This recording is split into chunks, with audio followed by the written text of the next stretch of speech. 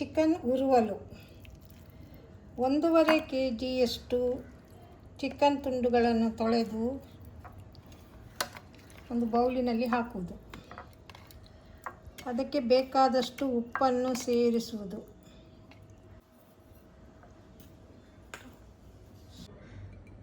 ಸ್ವಲ್ಪ ಹಳದಿ ಹುಡಿಯನ್ನು ಹಾಕುವುದು.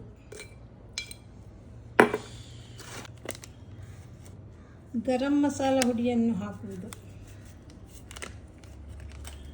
ಜಿಂಜರ್ ಗಾರ್ಲಿಕ್ ಪೇಸ್ಟನ್ನು ಸೇರಿಸುವುದು.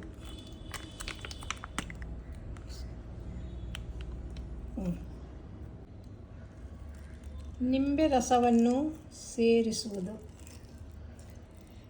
ಇದೆಲ್ಲವನ್ನು ಒಟ್ಟಿಗೆ ಮಿಕ್ಸ್ ಮಾಡಿ ಅರ್ಧ ಗಂಟೆಗಳ ಕಾಲ ಮ್ಯಾರಿನೇಟ್ ಮಾಡಿ ಇಡುವುದು. ನಿಧಾನ ಚೆನ್ನಾಗಿ ಮಿಕ್ಸ್ ಮಾಡುವುದು.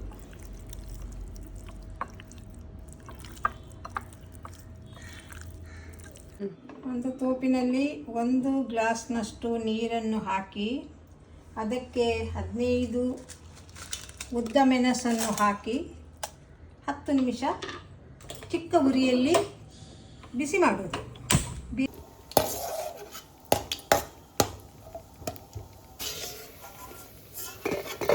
4 ಒಣಮೆಣಸನ್ನು ಹಾಕಿ ಕಾಯಿಸುವುದು. ಬೇವಿನ ಎಲೆಗಳನ್ನು ಕಾಯಿಸುವುದು.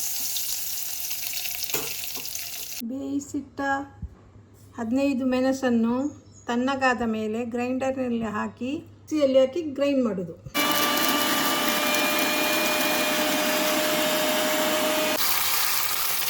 ಬಿಸಿ ಮಾಡಿದ ತುಪ್ಪಕ್ಕೆ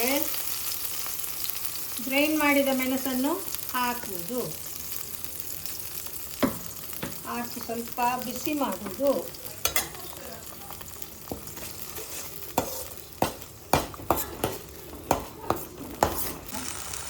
10 ಗಂಟೆಯ ನಂತರ ಮಿಕ್ಸ್ ಮಾಡಿಟ್ಟ ಚಿಕನನ್ನು ಈ ಮಿಶ್ರಣಕ್ಕೆ ಹಾಕುವುದು.